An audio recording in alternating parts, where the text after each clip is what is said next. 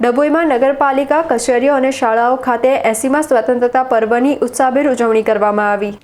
ડભોઈ શહેર અને તાલુકામાં 80મા સ્વાતંત્ર્ય દિવસની હર્ષોલ્લાસ સાથે ઉજવણી કરવામાં આવી હતી। નગરપાલિકા દ્વારા પ્રભાત ફેરીનું આયોજન કરાયું હતું। ત્યારબાદ નગરપાલિકા પ્રમુખ પુષ્પાબેન રાવલ, સદસ્યો અને ચીફ ઓફિસરની હાજરીમાં ધ્વજવંદન યોજાયું હતું। આ ઉપરાંત કોમર્સ કોલેજ ખાતે પ્રમુખ શશિકાંતભાઈ પટેલ તેમજ સિવિલ કોર્ટ ખાતે જજ ગંગાદત્ત શર્મા, આરજે પરમાર અને બાર એસોસિએશનના પ્રમુખ દ્વારા રાષ્ટ્રધ્વજને સલામી આપવામાં આવી હતી। વડોદરા જિલ્લા કેળવણી મંડળના પ્રમુખ શશિકાંત પટેલે શહીદોની કુરબાનીને યાદ કરી રાષ્ટ્રીય ભાવના કેળવવા પર ભાર મૂક્યો હતો। કાર્યક્રમ દરમિયાન ઉત્કૃષ્ટ કામગીરી કરનાર કર્મચારીઓનું સન્માન કરી સાંસ્કૃતિક પ્રવૃત્તિઓ યોજવામાં આવી હતી।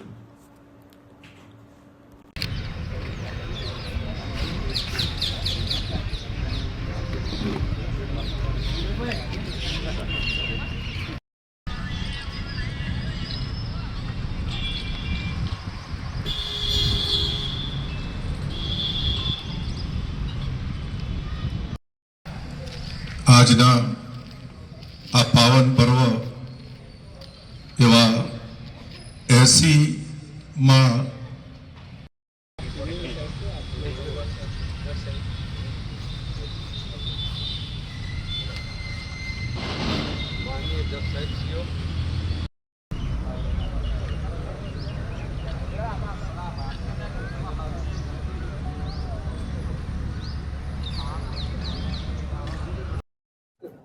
આજે 15મી ઓગસ્ટ સ્વાતંત્ર્ય દિન નિમિત્તે સમગ્ર દેશ અને દુનિયામાં રહેતા આપણા દેશના જવાનો તથા આપણા દેશના નાગરિકોને હું આ દિવસની શુભકામના પાઠવું છું।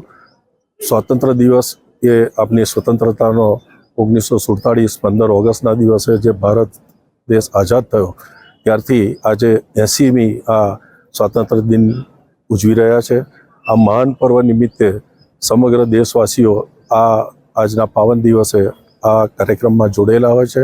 સવારમાં જ વહેલી સવારે 8 વાગ્યાની આસપાસ માનનીય પ્રધાનમંત્રીશ્રીએ પણ લાલ કિલ્લા પરથી ખૂબ સારું ઉદ્બોધન કર્યું અને સાથે સાથે ગુજરાત રાજ્યના મુખ્યમંત્રી એવા ભૂપેન્દ્રભાઈ પટેલ, નાયબ મુખ્યમંત્રી એવા હર્ષભાઈ સંઘવી સાહેબ તથા આપણા દેશના એવા ગૃહમંત્રી એવા અમિતભાઈ શાહ કે જેઓએ ખૂબ સારી મહેનત કરી અને દેશને આજે ખૂબ આગળ 5મી ઇકોનોમી તરફ લઈ ગયા અને આજે થર્ડ ઇકોનોમી તરફ જ્યારે આપણે જઈ રહ્યા છે ત્યારે સમગ્ર દેશવાસીઓને આજના દિવસે હું શુભકામના પાઠવું છું। ભારત માતા કી જય, જય જય ગરવી ગુજરાત।